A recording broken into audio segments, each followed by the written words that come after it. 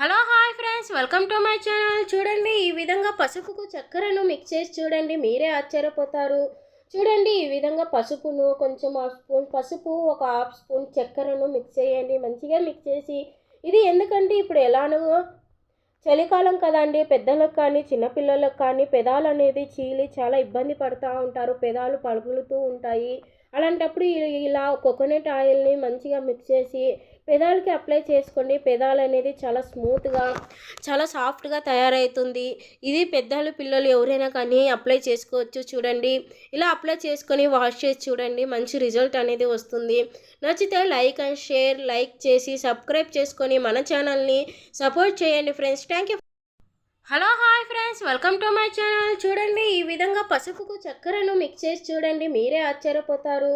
చూడండి, ఈ విధంగా పసుపును కొంచెం హాఫ్ స్పూన్ పసుపు, ఒక హాఫ్ స్పూన్ చక్కెరను మిక్స్ చేయండి.